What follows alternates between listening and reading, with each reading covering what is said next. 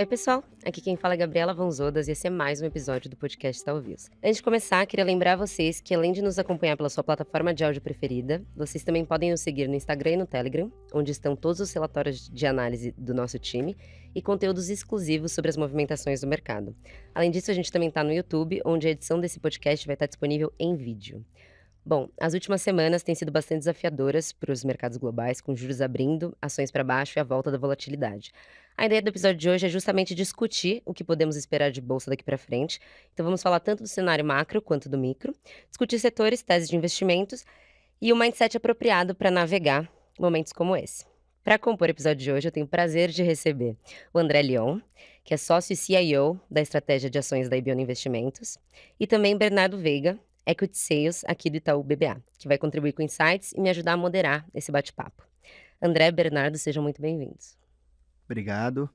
Obrigado, prazer estar aqui, especialmente representando a Ibiúna e contribuir aqui com o pessoal. Sucesso. Bom, Leon, antes da gente entrar nos temas de mercado, eu queria te convidar a fazer uma breve introdução da Ibiúna, falar um pouco dos fundos de ações da casa e do estilo de investimento de vocês, destacando principalmente a estratégia de long short, que performou muito bem no ano passado e segue bem nesse ano também. Legal. A Ibiúna Investimentos é uma gestora independente. Hoje a gente conta com 72 pessoas no nosso time. São 32 bilhões de reais de ativos sob gestão. Nós estamos divididos em três grandes áreas. Tem a área de fundos macro, a área de fundos de ações e a área de fundos de crédito. Todas elas têm um perfil fundamentalista, tá? Então, realmente é em cima de análise, pesquisa sobre cada um nos seus setores, fazendo a gestão ativa desses fundos, tá? Falando especificamente da área de ações, hoje nós somos uma equipe de 11 pessoas, e fazemos a gestão especificamente de 3 famílias, tá? Então a primeira família são os long and shorts, tá? Então são fundos que operam exclusivamente ações, mas que têm um viés neutro, tá? Então eles não acompanham o sobe e desce da bolsa. A gente tem no outro extremo, os fundos de ação, que são os tradicionais, né? São os FIAs, aqueles fundos que eles só compram ações.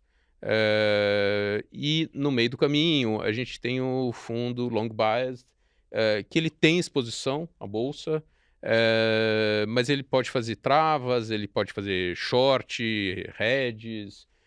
Então, assim, ele fica no meio do caminho e oscila conforme a nossa visão, tanto de cenário quanto das próprias ações, né? O quanto que a gente vê de upside ou downside nos ativos. Então é mais ou menos isso, assim, para você ter uma ideia, o fundo long and short ano passado, ele rendeu 35%, tá? O long bias ele deu mais 26, e o long only foi mais 12, se não me engano, tá? Então assim, a gente vai dentro de cada um com as suas expectativas, com os seus mandatos, né, os seus objetivos. Essa equipe de 11 pessoas faz a gestão para atender justamente a rentabilidade para os nossos clientes. Beleza. Bom, eu tô honrado aí de ter a presença. A gente já se conhece há alguns anos. Eu acho que esse processo, principalmente, né, essas estratégias long short, é um processo que tem dentro da Ibiúna muito diferenciado. E acho que isso se refletiu também e continua se refletindo, na performance dos fundos. Bom, virando a página, queria falar um pouco sobre os mercados, engatar aqui o nosso bate-papo e começar pelo tema que é o tema definitivamente mais quente do momento, os juros lá nos Estados Unidos. A gente veio aí, de um momento muito bom para a bolsa, desde maio, principalmente para mercados emergentes, e nos últimos 30, 45 dias teve um movimento muito brusco nas taxas de juros, principalmente liderada aí pelos Estados Unidos, né, as taxas nos Estados Unidos. E queria entender e pegar um pouco a sua perspectiva de como que, esse movimento acaba impactando os mercados locais, o processo de vocês, de construção de carteira. Enfim, queria que você comentasse um pouco de como estão vendo essas expectativas agora e daqui para frente. Claro.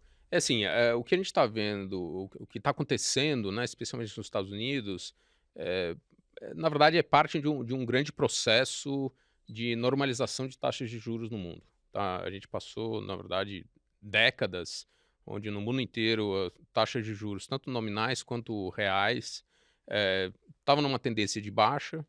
A gente teve um evento assim, inesperado que foi a Covid, né, a pandemia, que assim, aí as taxas realmente foram para níveis baixíssimos, os Estados Unidos foi a 0, aqui a gente foi para uma taxa de 2, que assim, sinceramente eu jamais imaginei na minha vida nem chegar perto disso, mas então aconteceu. E aí depois disso a gente teve todo o processo inflacionário, também aconteceu no mundo todo, e a gente está nessa parte do ciclo de contenção, né? Os bancos centrais do mundo todo estão agindo, puxaram as suas taxas de juros, o Brasil foi o que começou antes, e todos vários outros bancos centrais vieram atrás, e a gente está justamente vendo esse processo, tá? Então, eh, o que dá para ler, parece que o Fed, né, o Banco Central Americano, já chegou no patamar que ele queria, estamos discutindo se vai ter mais uma ou não, aumento, mas, realmente isso já é bastante secundário, mas na verdade a discussão de qual que é a curva de juros é que realmente ganhou muita relevância nesses últimos meses que você levantou, tá? E aí é uma discussão que envolve, tanto a parte fiscal, que aqui no Brasil a gente discute, assim, recorrentemente, nos Estados Unidos começou a surgir esse assunto, tá? Não era uma questão, não era um issue e começou a aparecer. E a consequência disso é que juro real abre, você tem term premium, então a curva começa a subir e é isso que parece que está acontecendo, tá? Então começa a ter discussão também de que juro de equilíbrio, várias coisas, ou termos técnicos de macroeconomia, mas que a discussão sempre é, bom, como que é o juro nos Estados Unidos e como que isso impacta o resto do mundo. Impacta a gente porque se o juro americano de 10 anos, que chegou a bater esses dias recentes, 4,85, não dá para o Brasil ter 7 de juro, tá? Então a gente sempre tem um prêmio em cima do risk-free, né, da taxa livre de risco. Então, essa também tá afetando a gente por esse efeito, né. E a discussão que a gente faz em portfólio é procurar ativos que estejam num valuation que nos dê proteção, que nos dê conforto para carregar num cenário desse de incerteza. Então a discussão é não só do ponto de vista de custo de capital, né, da taxa de juros mais a remuneração, mas também do ponto de vista de crescimento. A gente sabe que taxa de juros sobe, normalmente, o esperado é que o crescimento das empresas, das economias, reduza. Então, a gente tem que ter também empresas que, se vão sofrer menos essa desaceleração da economia. Então, essa união, né, essa análise que a gente faz no nosso universo de cobertura para tentar escolher, e aí especialmente no long and short, tentar escolher os melhores ativos para a gente comprar e os melhores ativos para a gente vender. Que também é descobrir as empresas, identificar as empresas que vão sofrer muito, tá? Então, especialmente no valuation. Só, acho que importante, chegou a mudar a percepção da Ibiúna em relação a esse patamar de juros, eh, tendo em vista enfim, essa abertura de taxa recente, vocês chegaram a mudar o cenário base de vocês ou segue o mesmo Não, por hora? por hora segue essa visão de que Fed terminou ou está para terminar, provavelmente terminou. Só que aí é uma discussão muito mais fluida, desse term premium, né, dessa curva. Então o treasury, ele é o 10 anos, né, é 4,70 ou 4,10, tá. Então, essa parte é muito mais uma consequência na verdade são vários fatores, né, você tem desde essa visão de fiscal, que é fundamentalista, mas você tem toda a parte também oferta e demanda do Tesouro Americano, se o cara está precisando se financiar ou não, crescimento do fiscal, se realmente os caras vão começar a controlar ou não. Então, tem muita coisa que é mais difícil do que simplesmente ficar olhando a inflação e falar: "Putz, o Fed chegou lá, o Fed não chegou lá". Bernardo, jogando a bola um pouquinho para você agora, eu queria que você contasse para o nosso ouvinte como que você tem sentido o apetite dos investidores, tanto locais quanto estrangeiros, por bolsa. Além dos juros que o Leon comentou, quais temas você tem visto como mais quentes nas conversas do dia a dia? Não, perfeito. Bom, o apetite do investidor, ele muda quase que, às vezes, diariamente, né? Acho que a gente teve um aumento de volatilidade importante, enfim, nesse período que a gente comentou agora, principalmente nos últimos 30 dias. Então, assim, a gente viu que desde maio teve um interesse grande por emergentes. O Brasil se destacou nessa fase, acho que a gente até comentou aqui em outros episódios um pouco desse momento que os emergentes estavam vivendo, ainda de certa forma segue vivendo, que acho que o case não acabou. Eh, e esse apetite, eu acho que ele vem diminuindo já faz pelo menos uns 2 meses, que tem uma percepção de que o Fed lá fora, que hoje é o tópico de importância 1, 2 e 3, estava ficando um pouco mais hawkish, porque os dados da economia nos Estados Unidos estavam suportando uma tese de que a economia continuava muito forte, ou continua muito forte. Então, o apetite do investidor veio diminuindo desde ali do final de meados de agosto, e aí foi aumentando enfim, essa preocupação. E hoje eu diria para você que, assim, por parte do estrangeiro olhando ativos de emergente, ele talvez tenha voltado para um patamar abaixo de neutro, assim. E aí não quer necessariamente dizer que isso se reflete totalmente em alocações. Acho que muitos dados às vezes dizem que não, o estrangeiro já está overweight, mercados emergentes, etc. Mas, assim, eu acho que nos patamares de janelas que a gente olha, a impressão que dá, e os dados corroboram, é que a gente teve uma saída expressiva de capital estrangeiro do país. Isso é verdadeiro também para outras partes de mercados emergentes. Então, teve uma saída de capital relevante eh, da Ásia, e aí principalmente China, né?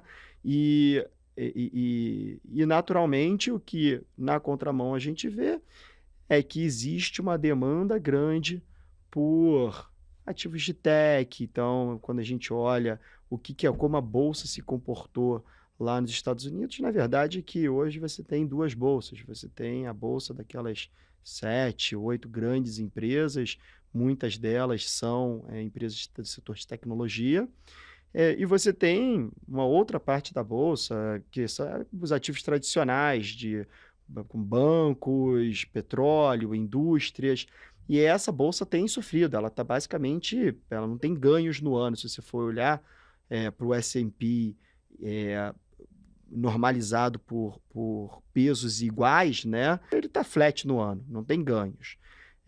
O S&P, da forma que as pessoas conhecem, o S&P 500, está subindo uns 7 no ano. É muito expressivo a discrepância entre os ativos, principalmente tech, e o resto dos setores.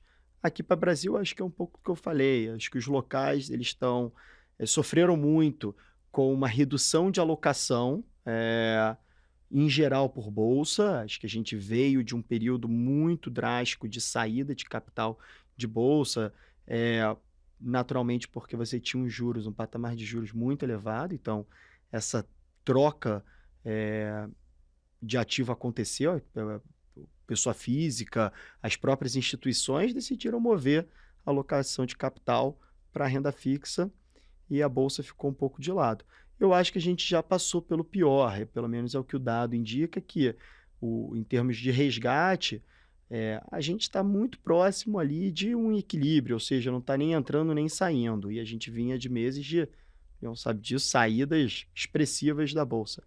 Então, acho que acho que a conclusão acho que o apetite por bolsa ele diminuiu progressivamente ao longo dos últimos 2 meses, a nível global. Acho que tem um pocket muito específico lá fora, que é o de tecnologia, que está vivendo quase que um mundo paralelo.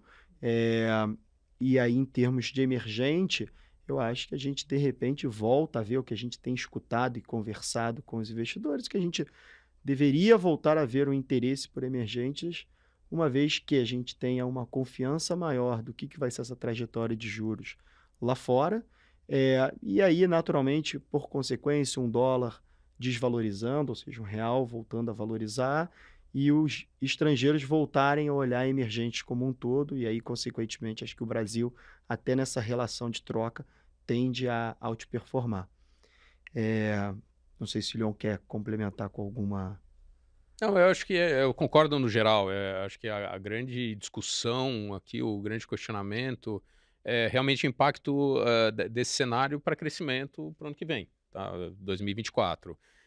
A gente está vendo especialmente alguns setores aqui no Brasil que foram realmente sofreram demais, né? Assim, você vê alguns setores ligados à economia doméstica, consumo discricionário, que realmente sofreram bastante. Existe uma certa dinâmica intrínseca, né, interna das empresas e diretamente da economia, que realmente corresponde com o que está acontecendo com as empresas, mas tem um pouco dessa discussão também de custo de capital, de crescimento recorrente para frente. Acho que é interessante essa visão de que a década de 20 vai ser diferente da década de 10 e da década de 2000. Do ponto de vista de custo de capital, do ponto de vista de inflação, do ponto de vista de crescimento. Então, assim, essa visão é interessante.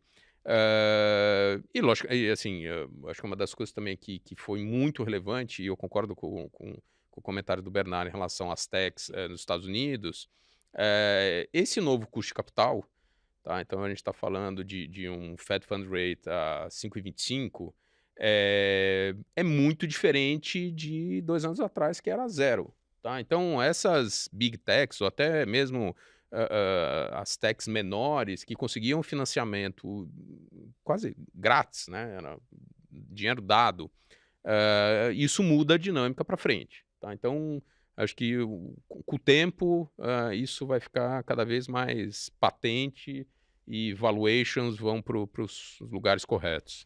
Eu acho até que eu esqueci de responder a pergunta completa, os outros temas, né?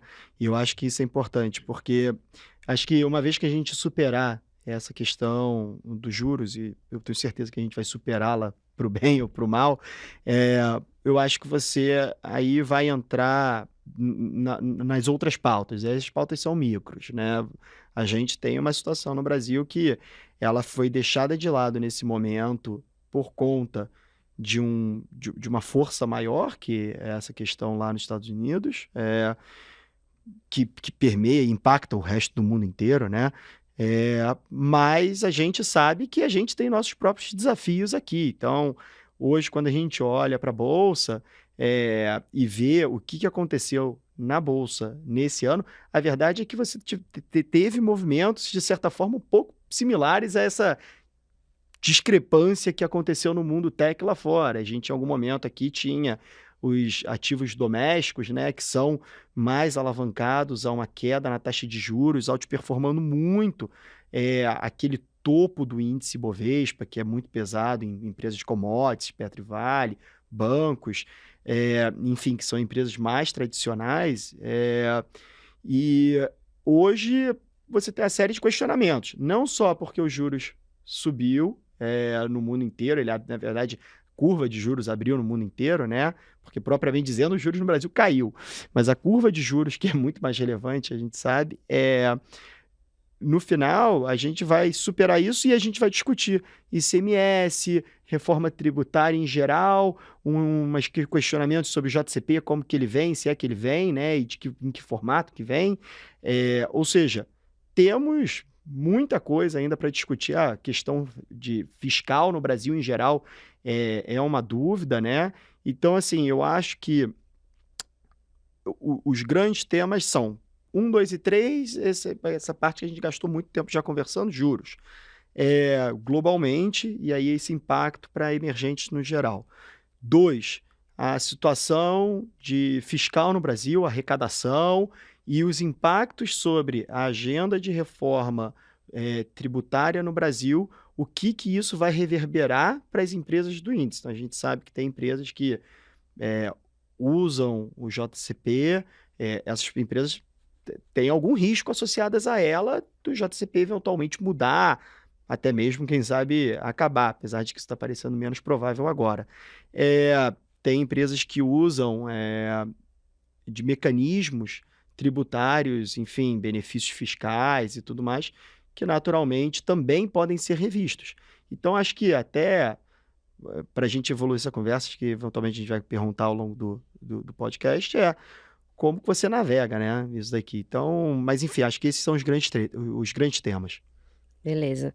Aproveitando esse gancho da agenda de reformas aqui no Brasil, a gente sabe que esses temas têm sido pontos de muita discussão, justamente por terem algumas implicações relevantes para alguns setores e empresas da Bolsa. Então, Leon, eu queria entender como que vocês têm administrado esses temas, no contexto da construção de portfólio de vocês.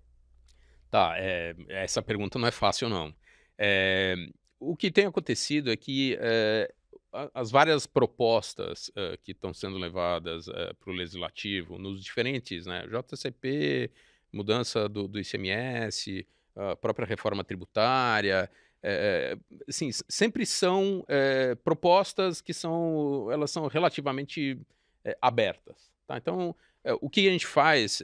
A gente cria cenários, tá? Especialmente para as empresas mais afetadas, tá? Por essas mudanças, para a gente tentar identificar assim, o que é o pior cenário. Tá? O melhor cenário é não mudar ou, sim, é uma coisa muito do jeito que está. Né? Então, o que a gente tenta é identificar qual que é esse espectro de possibilidades para a gente tentar precificar o quanto que os investidores já estão reagindo àquela notícia, tá? Ou àquela movimentação. Então, o exemplo que o Bernardo deu de, sei lá, JCP. Tem algumas empresas que é sabido, né? Então, você pode falar de Ambev, você pode falar de Vivo, tem algumas que são, assim, grandes, digamos assim, usuárias desse instrumento. O que acontece se você tirar, assim, zerar, eles não podem mais usar? Como que impacta o lucro? E aí a gente vê dentro do valuation da bolsa e como é que a gente vai fazendo. E a gente faz isso com todos. Então, a mudança do tratamento do ICMS que foi proposto, mudança de alíquota de imposto de renda, de dividendos e tudo mais. Então, é esse tipo de coisa que a gente vai construindo e aí a gente vai realmente escolhendo quais são os ativos que a gente quer ter ou não quer ter, né? O que está negativo. Outra coisa que a gente está fazendo, porque em cima disso, você acaba tendo uma incerteza maior em cima do crescimento das empresas. Tá? Então, uma empresa que é altamente dependente de uma, sei lá, atividade de doméstica muito forte, por exemplo, você pega varejo, você começa a ficar muito em dúvida sobre, pô, será que esse cara vai crescer 1, 3, 7%? Não sei. Então, a gente naturalmente acaba migrando um pouco para empresas que o fator de crescimento é não correlacionado com a economia. Tá? Então, você tem empresas que eles têm ou algum nicho específico que eles estão crescendo e ganhando muito market share, ou é alguma coisa de reestruturação interna. Então, a empresa, então, por exemplo, dos exemplos, Eletrobras. A empresa foi desestatizada há pouco mais de um ano. Logicamente, se a empresa crescer a receita, é positivo. Só que a tese é muito mais interna, né? Realmente é melhoria de processos, redução de custos, reorganização societária, redução de passivos. Então, tem várias coisas que é o que a gente fala, né? É da porteira para dentro. Então, são coisas que a empresa tem que fazer que impacta grandemente o valor. Então, assim, são essas misturas que a gente vai construindo o portfólio. Beleza. Bernardo, agora puxando um outro tema, que é o de queda de liquidez nos mercados, por a gente ter visto a Bolsa negociando aí volumes bem abaixo dos registrados no primeiro semestre, eu queria entender como que você tem visto isso impactando os clientes no dia a dia e olhando para frente, se você acha que a gente pode esperar uma recuperação nesse volume aí da Bolsa. Não, perfeito. Eu acho que isso daí, no final do dia, impacta todo mundo, né? Então, é ruim para todos. A bolsa está ali negociando um volume menor. Eu acho que a gente, no nosso trabalho aqui de apontar coisas que estão chamando a nossa atenção, de atuar como provedor de liquidez, em situações específicas, naturalmente ajudando a fomentar o mercado, eh, cada vez mais que a liquidez acaba enxugando, seja pela saída de players, seja porque tem esse capital que saiu do Brasil, ou seja, naturalmente pelo nível das ações terem diminuído, o valor delas a mercado terem caído, eh, tudo isso torna o processo, desde você encontrar boas ideias, até você conseguir capitalizar nessas boas ideias, seja tanto numa ponta, long quanto numa ponta short, porque você tem mais dificuldade de expressar aquela sua ideia. Eh, e por fim, no final, a gente acaba ficando cada vez tem a tendência é cada vez você estar mais correlacionado ao índice, por uma preocupação de acordar e ter um evento algum evento que você não sabe, e o fato de a liquidez estar reduzida num papel ou outro, você aumentar o tamanho da volatilidade naquele ativo. Então a liquidez ela acaba sendo condizente muitas vezes com a própria volatilidade do papel. Então, assim, eu acho que a gente está num momento ruim, a bolsa teve uma queda brutal assim de liquidez. O que eu sinto dos clientes é isso, os fundos de bolsa cada vez mais querendo ter uma carteira um pouco mais parecida com aquela do índice, porque quando você está mais próximo do índice, que você diminui um pouco a dispersão, mas 2, porque você acaba ficando em papéis mais líquidos, né? Você aumenta a sua posição numa Petrobras, você tem um pouco mais de Vale, você aumenta a sua posição em bancos, então naturalmente você tira um pouco desses riscos de cauda da carteira. Eh então isso digamos que é a parte número um. A parte número 2 é que, assim, tira a atratividade do mercado, né. O estrangeiro, quando ele vai olhar para a bolsa aqui, olha para uma bolsa no sudeste asiático, olha para a bolsa na China, naturalmente, ele encontra pockets de liquidez muito maior por lá do que ele encontra, muitas vezes aqui. Então, eu acho que o fato da liquidez ter caído tira a atratividade do mercado. Não sei se o Leon concorda comigo, mas assim, a impressão que a gente fica principalmente a gente que trabalha muito com eh eh eh eh, projetos de mercado de capitais, né, emissões secundárias, primárias, a gente escuta esse feedback. Poxa, o estrangeiro não está olhando porque, enfim, o tamanho dessa operação aqui é muito menor do que o que ele precisa de liquidez. Então, assim, você acaba restringindo, eu acho que tanto a atratividade quanto a quantidade de ideias, o espectro que o pessoal olha acaba reduzindo. E Leon, na Ibiúna, vocês sentiram que isso afetou o processo de stock picking de vocês? Ficou mais difícil de achar boas ideias por causa dessa liquidez reduzida? Na verdade, na verdade não. Porque, a gente sempre tem, e aqui eu falo Ibiúna como casa, tá. Uma das características da Ibiúna, a gente sempre opera ativos líquidos, tá. Então, o pessoal do macro, a gente, o pessoal do crédito, a gente, raramente, para não falar nunca, vai, raramente a gente entra em ativos que são, ilíquidos, que a gente tem dificuldade de se movimentar, tá. E aí, especificamente no nosso caso, assim, a gente erra, o cenário muda, as empresas mentem. Então, o direito de ir e vir, que eu chamo, que é esse negócio de conseguir entrar e sair, é muito importante, tá. Então, naturalmente, a gente sempre olha, o nosso universo de cobertura hoje é por volta de umas 150 empresas, a gente sempre olhou para as 150 maiores, tá. É verdade, o Bernardo está absolutamente correto, a liquidez diminuiu, Mas uma empresa que negociava 500 milhões por dia, negociar 450, 400, não faz grande diferença. O problema é uma empresa que negociava 15, que agora está negociando 5. Aí você tem um problema. Então, para a gente, lógico, a gente presta muita atenção, a gente tem 2 pessoas específicas para acompanhar mercado, então toda a parte de execução, controle, Henrique e Leonardo, é eles que fazem isso, eles são os nossos olhos, no mercado para a gente acompanhar o que está acontecendo. Então, assim, a gente está por dentro do que tá lá, do cenário, mas não foi uma grande mudança, para a gente não teve nenhuma assim: "Meu Deus, o que que a gente faz agora?". Então, inclusive, na verdade, no final desse mês, a gente vai reabrir o fundo long and short, o IBIO na long and short.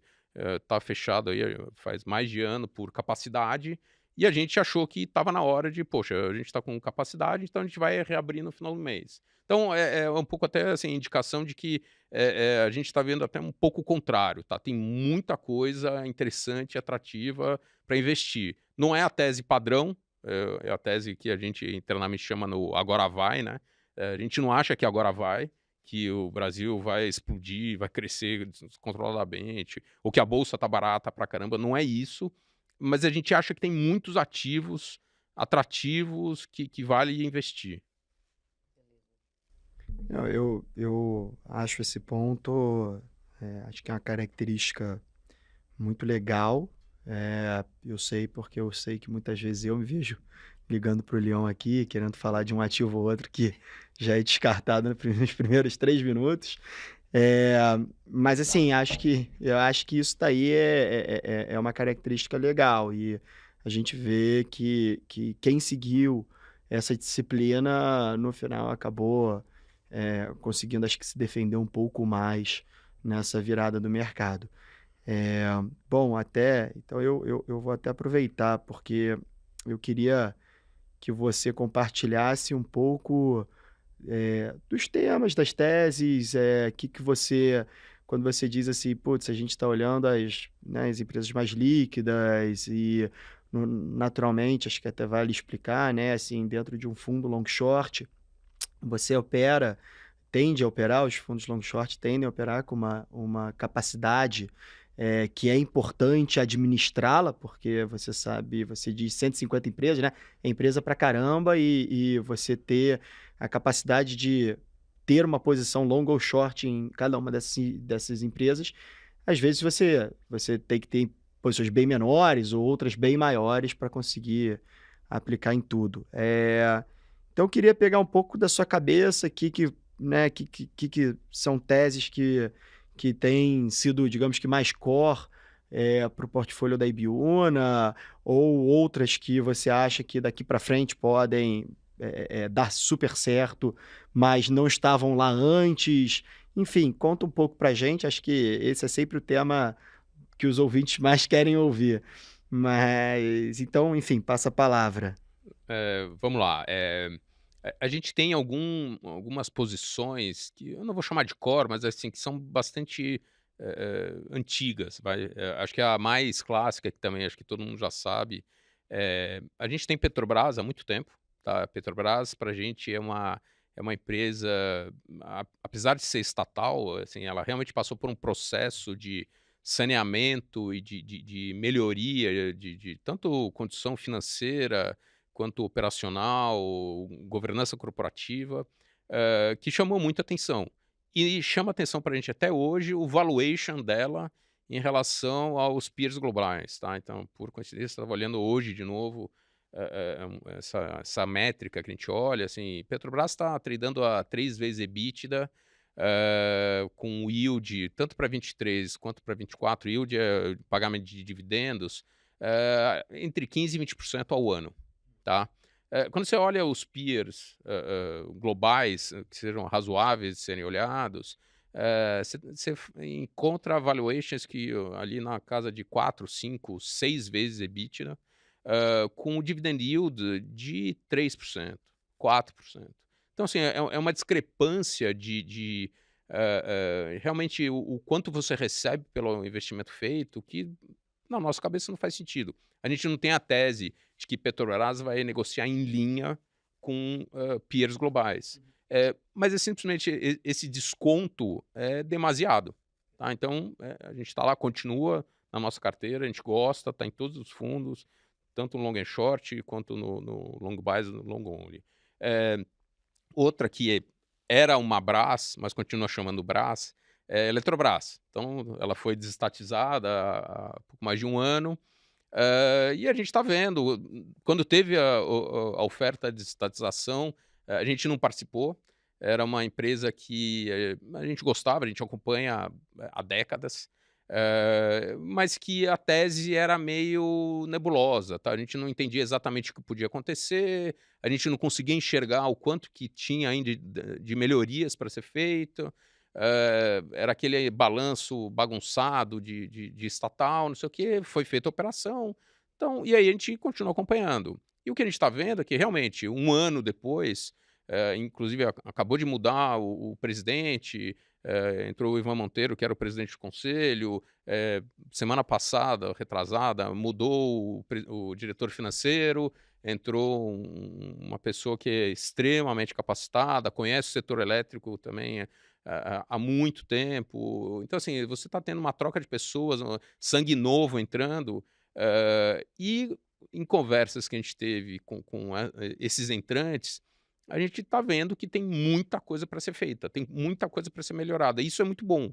Então, assim, existe um ganho operacional, um ganho de assim, redução de passivos, otimização de estrutura societária dentro da empresa, né? Hoje, a Eletrobras, na verdade, é uma holding com N subsidiárias, então toda essa movimentação, isso vai acabar gerando muito valor. Tá? Então, essa é outra que a gente está olhando com. Já temos posição, é uma posição relevante, a gente está aumentando com calma, assim, e gostamos bastante. Aí, assim, dada essa visão de juros e de um pouco de crescimento, aqui no Brasil, mesmo com essa turbulência, a gente não pode esquecer que o Banco Central, depois de um trabalho bem feito, que ele controlou a inflação, ele foi acho que foi o primeiro ou um dos primeiros bancos centrais do mundo a começar a puxar a taxa de juros. Há 2 meses atrás, no dia 2 de agosto, ele começou o processo de corte de juros. Então, a gente já viu 2 cortes de juros de 50 bases, cada um. Até o final do ano vai ter mais 2, e aí o ano que vem, provavelmente, você vai ter mais 3, talvez 4 cortes também de 50 bases. Então, o que vai acontecer é que a taxa de juros aqui no Brasil ela vai paulatinamente sendo reduzida. Tá? Você vai chegar a 9, vai parar ali um pouco abaixo de 10. De novo, para a gente é menos relevante, né? É muito mais o tamanho do custo, o tamanho da despesa financeira. Mas o que vai acontecer é que, assim, hoje a gente está num cenário que tem uma sensação ruim, né? Quando a gente vai falar quando a gente olha para o consumidor, está todo mundo alavancado, uma redução de demanda, mas na hora que você passa esses 3, 6 meses de reduções, você começa a ter essa melhora, né? Você muda a inflexão e aí você começa a ver alguma assim, reaceleração da economia. Então, a nossa visão é de que provavelmente ali entre fevereiro, março, abril, a gente vai começar a ver um pouco essa dinâmica de melhora de demanda doméstica. E chama atenção para a gente, por exemplo, malls, tá? Shopping centers. O valuation que eles estão hoje, comparando com o nível de taxa de juros e com os resultados operacionais que eles têm entregue. Tá? Então, essa também é uma posição que há 4, 5 meses atrás a gente não tinha, ou eram assim, posições quase que assim, marginais, e a gente vem construindo, trocando esses ativos e comprando shopping centers. Tá? Então, essa é mais ou menos a dinâmica do que a gente está enxergando. Tem várias outras, se você quiser, a gente vai falando aqui. Não, eu acho até só interessante, assim, naturalmente, as 2 posições que você mencionou, Petrobras e Eletrobras, no final são 2 posições que, são 2 empresas que têm um case, uma no caso de um múltiplo relativamente baixo, a Petro, com potencial de distribuição de dividendos super relevante, acho que isso é uma característica importante, para as pessoas que têm o case, né? E na Elet, acho que uma mudança totalmente acho que estratégia, né? Sai uma empresa estatal, entra um, enfim, um management, uma cabeça de empresa privatizada. Eh, Na sua opinião, essas teses são mais isentas de cenário macro, de eventualmente a Petro até menos por causa do petróleo, né, mas naturalmente acho que tem uma agenda na Petro de governo local e tudo mais. Eu queria que talvez você explicasse para o ouvinte, assim: "Poxa, eu tenho essas 2 posições aqui e naturalmente se amanhã, os juros subir nos Estados Unidos, eu vou mantê-las, ou não, impacta menos que talvez o resto da carteira". Talvez contextualizar um pouco dessa, digamos, percepção mais, fundamentalista da companhia para manter a posição. É interessante essa pergunta, pelo seguinte, por exemplo, Petrobras. Petrobras é uma história onde, digamos assim, a melhoria da empresa ela já foi entregue, né. Então é uma coisa que aconteceu, no governo Temer e no governo Bolsonaro, toda esse saneamento, realmente foi um saneamento que teve que ser feito na empresa. Então simplesmente é do jeito que ela está. A gente pode discutir se ela vai piorar um pouco ou não com o novo governo, mas ela está num patamar interessante. E aí, logicamente, ela é impactada pelo macro, tá? Especificamente no caso de Petro, o preço do petróleo, né? Que impacta todos os derivados, né, então diesel, gasolina, QAV e por aí vai. E percepção de risco político, né? É interessante, por exemplo, no long and short, a gente pode fazer hedge. Então, um dos hedges que a gente faz a gente, na verdade, a gente shorteia petróleo. Então, se o mundo, assim, um cenário, digamos assim, extremo, tá? Não é o nosso cenário, longe de ser, tá? Mas se o mundo entra numa recessão, o petróleo hoje, o Brent está por volta aí de 90, tá oscilando entre 85 e $95 o barril. Vai para 50, que não é, assim, é um cenário grave, mas não é absurdo, tá? A gente viu aí alguns anos atrás $10, $20. Mas, então, assim, vai para $50. Logicamente, todas as petroleiras do mundo vão ser afetadas, Petrobras inclusive. Só que a gente está short petróleo. Então, a gente se protege, a gente consegue fazer isso também no LB, a gente tenta se proteger dessas incertezas que a gente não controla. No caso, por exemplo, do risco político, a Petrobras está num cenário que é muito interessante. Por causa digamos assim, da característica do governo, do novo governo, o governo Lula, que é um governo com tendências de expansão de gastos, eles precisam de receita. E a Petrobras, dado essa situação que ela está hoje, com uma grande capacidade de pagamento de dividendos, na verdade, ela é receita para a União. O dividendo que ela declara e paga para os acionistas, a União é acionista, recebe para ela. Então, na verdade, hoje, assim, o nosso cenário é que existe uma grande possibilidade de hoje até o final do ano, o ministro da Fazenda, o ministro Haddad, na verdade, pedir, né, assim, recomendar que a Petrobras pague dividendos o máximo possível, porque ele precisa de receita.